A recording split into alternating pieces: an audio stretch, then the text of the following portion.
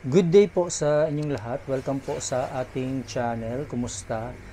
Meron lang akong sasagutin na tanong po sa ating comment section. Ano po ba ang magandang mixer pang video ke? Plano ko po sanang bumili ng Joson mixer. Okay.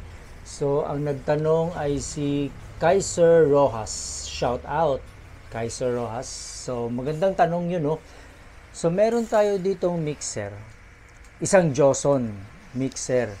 So, yun kasi ang ano niya eh. Plano niyang bumili ng Joson mixer para daw pang videoke. Sad to say, hindi ko marerecommend ang Joson mixer. So, sana ay hindi ka pa nakabili ng mixer. Lalong-lalo na kung baka ang binili mo rin ay Joson mixer, sana ay hindi ka pa nakabili kasi yun ang kursunada niya eh. Bumili ng Joson mixer para gawing or gamitin para sa pang-videoke. Hindi naman ibig sabihin na pangit ang Joson mixer dahil hindi ko siya i-recommend pang videoke. Maganda po ang Joson mixer. Naka-Joson nga ako eh. Pero kung sa specific question niya na kung ano po ba ang magandang mixer pang videoke at plano nga niyang bumili ng Joson mixer, ay hindi ko mai-recommend si Joson mixer. Meron akong i-recommend na mas maganda. Kung napanood nyo sa aking channel or pwede kayong pumunta sa aking channel, isa sa mga video na in-upload ko dun, meron dong isang klaseng mixer, angkop para sa kanyang question na kung ano ba ang pinaka maganda or magandang mixer na pang videoke. So, ito po yun. So, punta lang po kayo sa aking channel. Ayan. Tapos hanapin nyo dun sa aking mga videos. So, makikita nyo dun.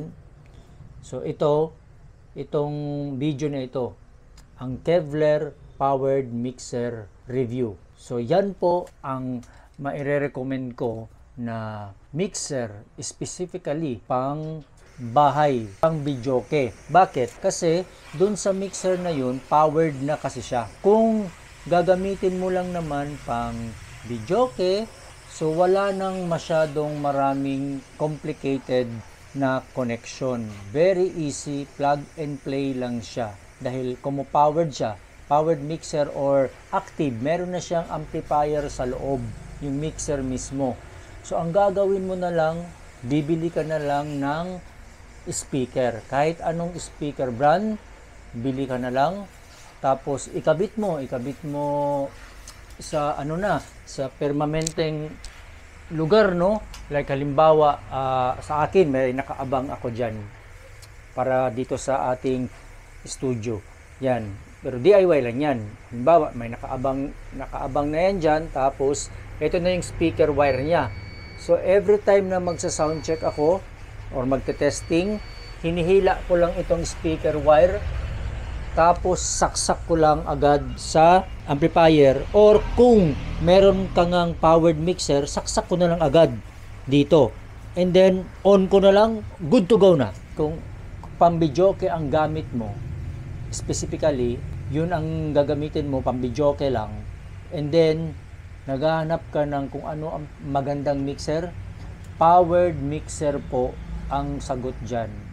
Kahit anong brand, nagkataon lang na nasubukan ko na yung Kevlar, kaya yun ang naipakita ko or naging example ko para dito sa specific question na tinanong sa akin. And aside from that, yung Kevlar kasi na powered mixer is maganda yung built-in na tour case. Meron po kasi siyang built-in na tour case. So far, sa lahat ng powered mixer na nakita ko, yung Kevlar lang ang merong built-in tour case, which is isa sa mga pinakamagandang feature para sa isang powered mixer kasi meron na siyang case or tour case or lagayan. Hindi ka na mamumblema na masagi, mabagsakan or gagawan pa ng isang case, no, o lagayan kasi mismo yung mixer na yon na powered mixer ay meron ng sariling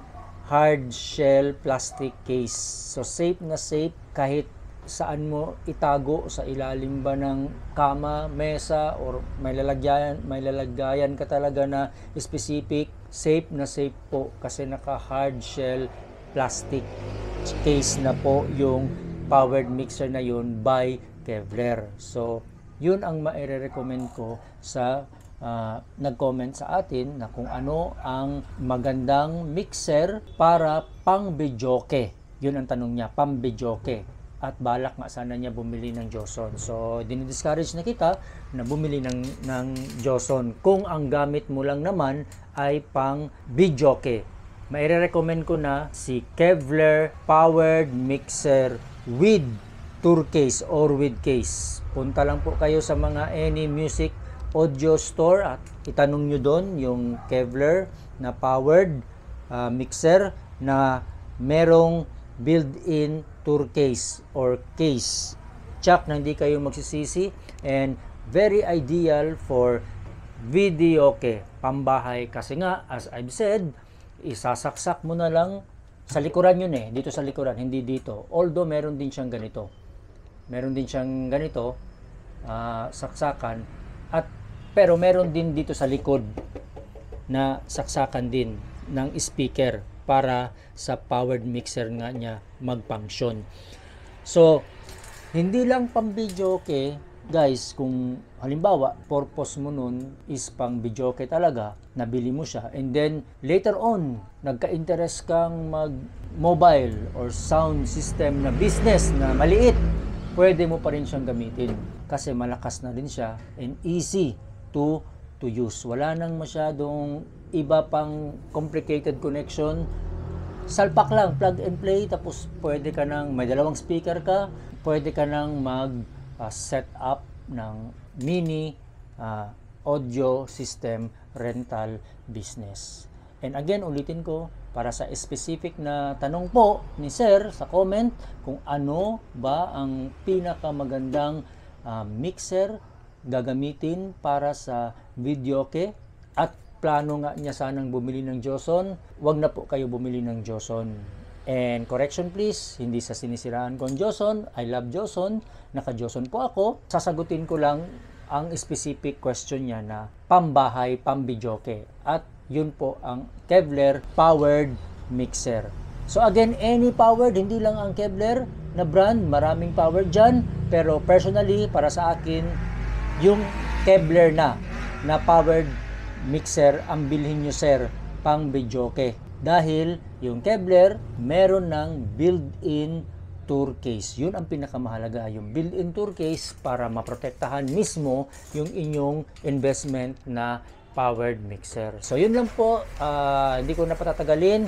Sana ay mapanood nyo po yung video ito, and dun na rin po sa mga may balak din na mag-videoke at bumili, naghahanap ng kung ano nga ang magandang mixer na bibilhin nila gamit pang videoke, ay ito na po yung video na ito, yung Kevlar powered mixer po ang bilhin ninyo with tour case. Yun na po, salamat, and God bless you po, and to God be the glory.